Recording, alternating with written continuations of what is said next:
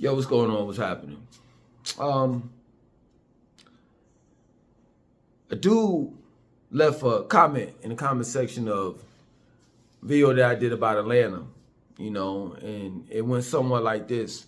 He was talking to me, he was dressing, to me like, yo, man, you always talking about Atlanta.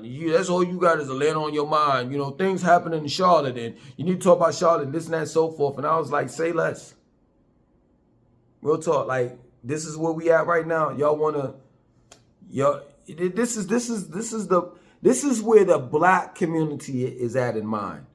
That they want to talk about their city and the crime that's being committed in their city. Like black, not all, but some black people in the black community, the NIGGASs, they wear the violence, the crime that's committed in their city like a badge of honor on their chest. And that's crazy to me. Straight up, I wouldn't want to be in any city that's known for something that's negative. And if I hear about something that's happening negative in my city, I would want to change it.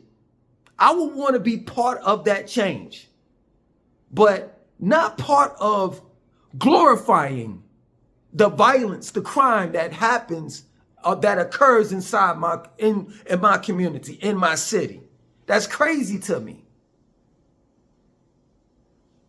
I don't make these videos to glorify the stuff that happens in Atlanta, let alone Charlotte. I make these videos to show people that there is a need for change. Real talk. But as usual, my message goes on deaf ears. Let's begin. So this happened a couple days ago. And before I get into the story, I want to say this. There have been over 474 guns stolen in the state of North Carolina. In Charlotte, this is nothing new. Just last year in 2024, at the Carolina Sport and Arms gun shop / gun range, someone walked in there, or it might have been one or two people, broke into that gun shop and stole 20 guns. I mean, Charlotte has a history of guns being stolen from gun shops. And that's crazy to me. So when I heard this story, I'm like, oh, that's typical. This time it was a little bit more guns that were stolen than prior, before, in the other incidents, stories. This particular situation, 71 guns were stolen. Now the story goes like this, and I'm telling you, man, the story don't sound right, but we're gonna get to that. The story goes like this. There was a gun owner, he owned a gun shop, he moved from Charlotte to Alaska, he left the guns in the gun safe in Charlotte. He hired some people from Craigslist to pick up the guns that were in the gun safes, and transport those guns in the gun safes to a storage unit in Charlotte. Come to find out, the guns never made it there. The police officers found the gun safes broken into and thrown on the side of the street in Charlotte, and the guns were missing. So it's like, I don't like being a conspiracy theorist. I would like to believe that we just got some dumb criminals on our hands. But that's not what my spider sense says. Straight up. What my spidey sense says is criminals needed weapons. And being that crime is a big business, I don't know exactly who authorized it, who gave it okay, but someone said, hey, you know what? In order for criminals to commit more crimes, which brings more business or revenue in to our city, they're going to need weapons. They're going to need guns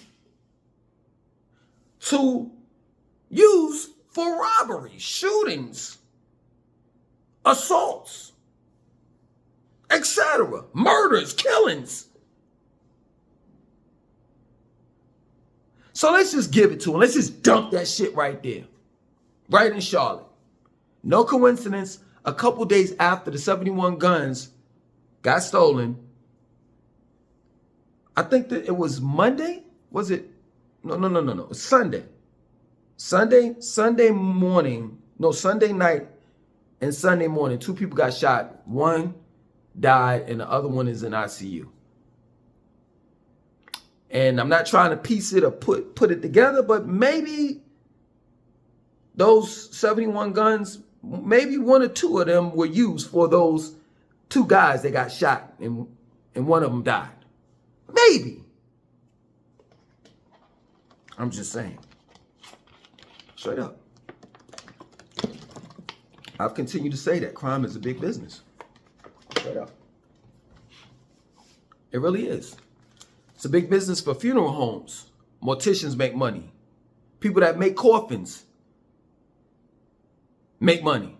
The churches that rent out their churches for the funerals, that for the loved ones that died by, guns, you know what I'm saying? They make money. Hospitals make money. Nurses, doctors make money. The courthouse makes money. If there were no crime, or if the crime decreased, then you wouldn't have a need for lawyers, judges, bailiffs, jails, prisons, wardens, probation officers, police officers, forensic scientists.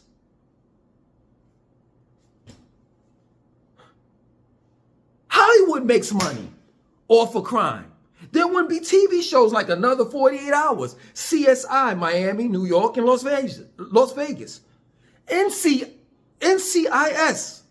LA, New Orleans, Sydney, and Hawaii. And last but not least, Law and Order.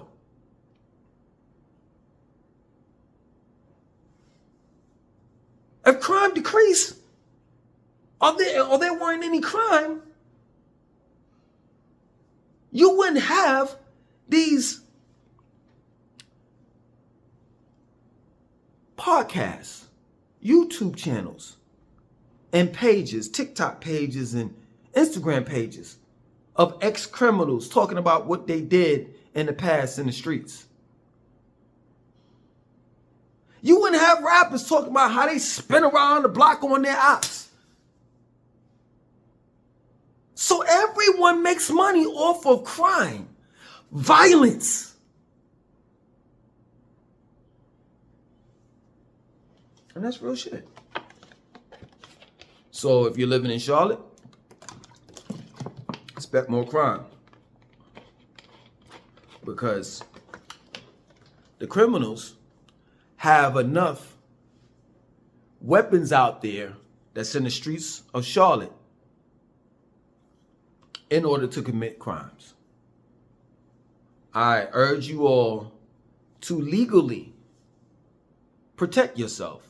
You have that right based off of the Second Amendment, the right to bear arms. We'll talk. It's real shit.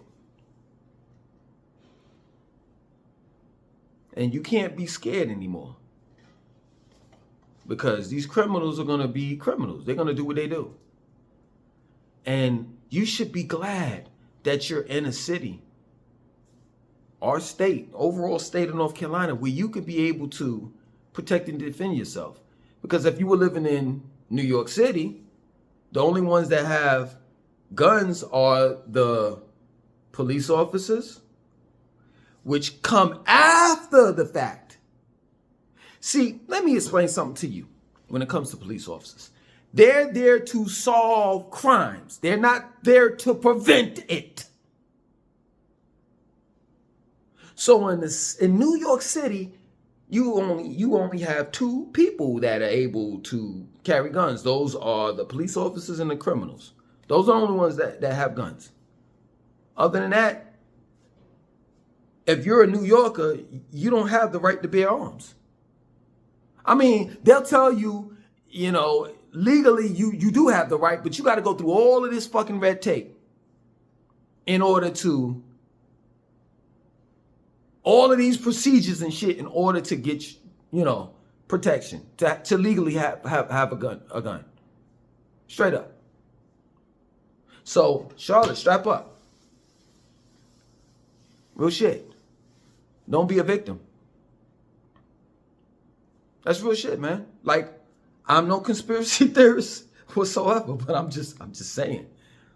How in the world, every so often,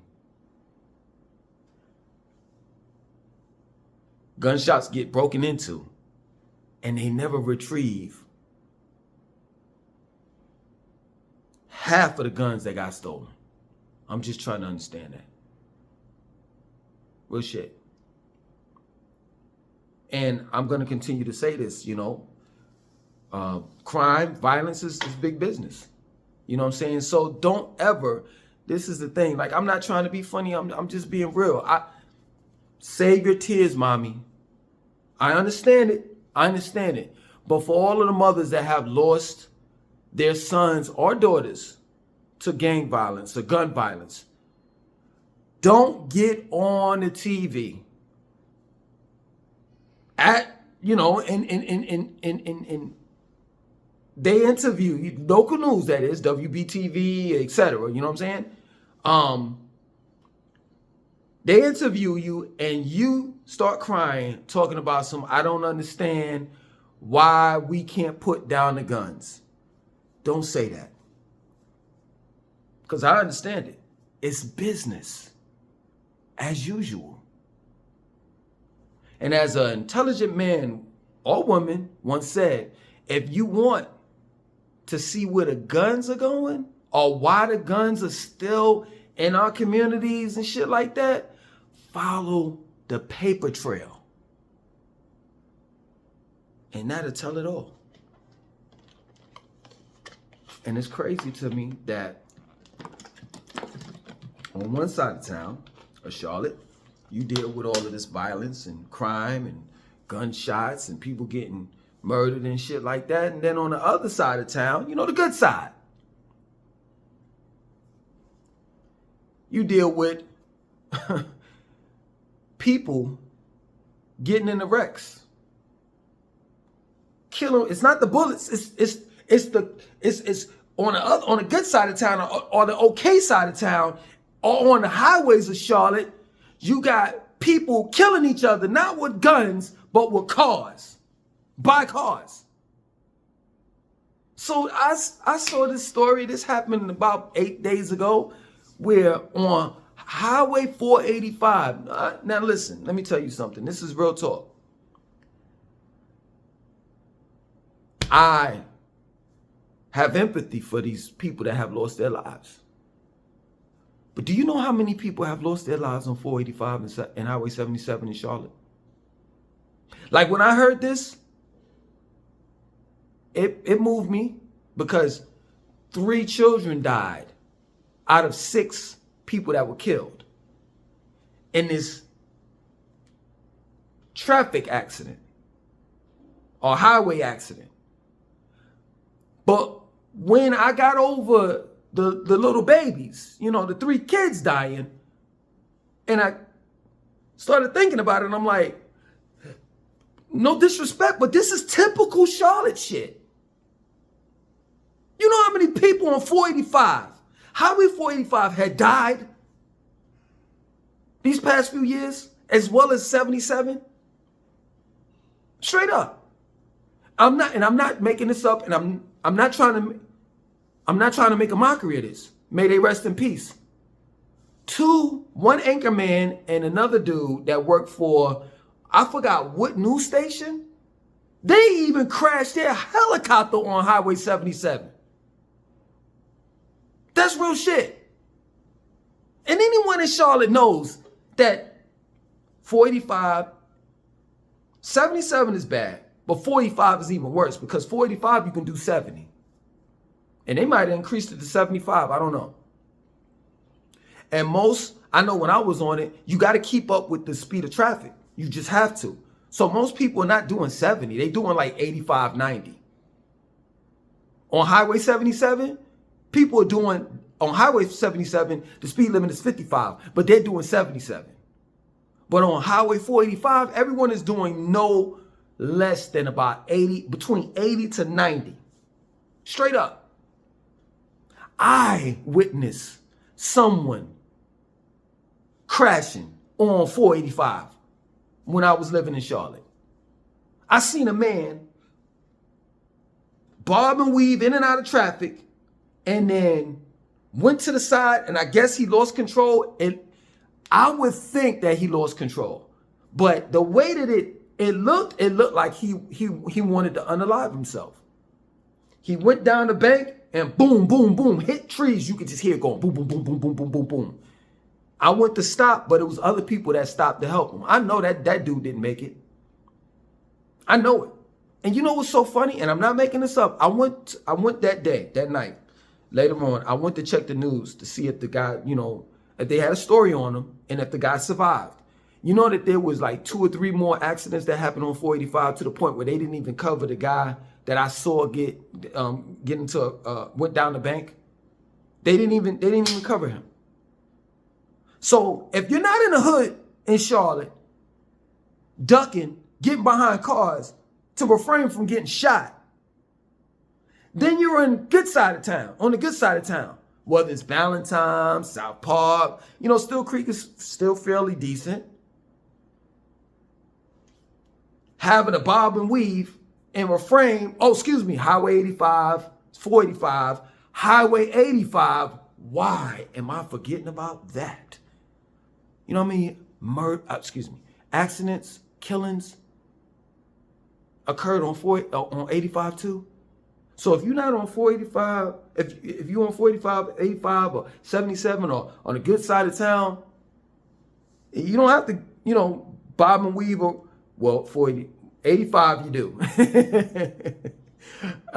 Especially when you driving past the Sugar Creek Road exit. You may have to duck, you know what I'm saying, to refrain from getting shot at on 85, because that has happened too. People have gotten shot on 85. But if you're on the good side of town or on those highways, yeah, you don't have to necessarily worry about the bullets, the guns, but you do have to worry about cars and people hitting you and killing you while in the process of hitting you. And I just don't understand. I don't understand how it's 2025 and New York been had the no text and talk law. Atlanta, when I was living there, they passed a law where it was no talk and text. And Charlotte still is like, oh, y'all can do whatever. That's where most of the accidents are happening. You know what I'm saying? At the wheel, where people's minds are preoccupied. Their attention is on everything else. I remember I was going to the gym, on the way to the gym on Highway 77 one day. And a chick, no lie, I'm not making this shit up, she was actually doing her makeup while she was driving. She had the rearview mirror down, and she was, you know what I'm talking about, not the rearview mirror, the little mirror that you push down, you know what I'm saying? Like the sun visor thing. You push down, and she was sitting there doing her makeup. And I'm like, look at this shit.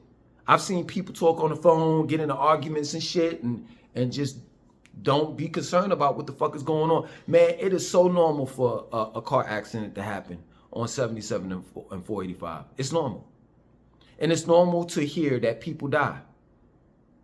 Straight up. Like this particular situation, this was pretty bad. Because like I said before, 6 little children died. Excuse me, my fault. 3 little children died out of 6 that were killed. You know what I'm saying? So that's kind of rough. But to hear that someone died, 1 or 2 people died on 485, that's normal. That's normal in Charlotte.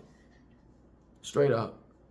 And I'm just glad that I got my family out of there. Straight up. That's real talk. Matter of fact, someone sideswiped me and kept on going on 485. I'm not making this shit up. Months before, no, it was about a year prior to me leaving the States. That shit happened. Hit me. Sideswiped me, hit me, bow, and kept on going on 485. And we tried to chase the motherfucker down. You know what I'm saying? And he didn't stop. And we lost him. We went to go call, you know, the cops and everything, and they were like, yo, it's nothing that we could do. That's my word. The cops came, we stopped on the side of the highway, and the cops came. Matter of fact, the sheriff came. Sheriff came, and we had a license plate. And they said that the license plate was stolen or some shit like that. And they were like, yo, to be honest with you, it ain't nothing we could do. I'm here to tell y'all. Let me pull this shit up a little closer, because I don't think y'all understand me, for real. The criminals don't give a fuck about you. And neither do them pigs in blue. So the reality of this whole thing now is for you to protect yourself. It's a thing called self-preservation. If you don't protect your family as well as yourself, do not expect anyone to do it for you. That's real shit. Especially if you're living in Charlotte. You know.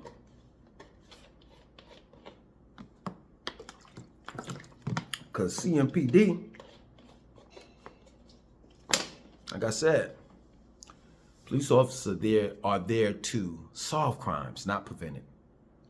It's not their job. Straight up. So, things are going to get worse, man. There are, let's just look at it like this. For a fact, there's 71 guns out on the streets of Charlotte that are unaccounted for,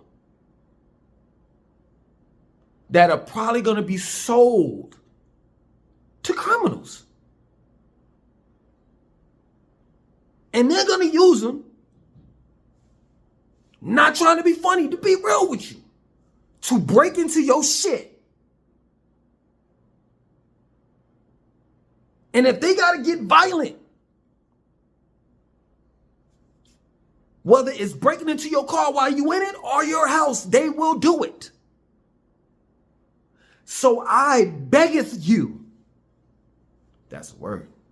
I think I heard that shit in one of them plays, Romeo and Juliet, Julius Caesar, Macbeth, one of them shits. I beggeth you to arm yourself. Real shit. Because if I was living in Charlotte, you best believe. I mean, you could go, listen. I'm about to tell myself, say less. Yo, you can go to, scroll down to 6 months ago, for a fact, and on this channel, and look at my old videos, and you're going to see right in that corner right there, that AR-15 sitting right there, right in my bedroom. Because I did not fucking play when I was in Charlotte. That's real shit. And I kept the 6-hour automatic on me at all times. I had my CCW, so I was ready to rock and roll. Straight up. Always kept one in the chamber of all of my firearms. It's not a game. Shit is gonna get worse. So, the moral of this story is protect yourself. Other than that, Langston 2092. Out.